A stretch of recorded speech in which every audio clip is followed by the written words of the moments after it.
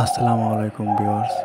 দেখেন আমার পাখিগুলো আজকে দুইটা পাখি ডাকতেছে, একটার পর একটা পাল্লাপাল্লি করে ডাকতেছে। কীরকম লাগে জানাবেন, শুনুন এবং দেখুন। সাবস্ক্রাইব করে পাশেই থাকবেন এরকম ভিডিও পেতে।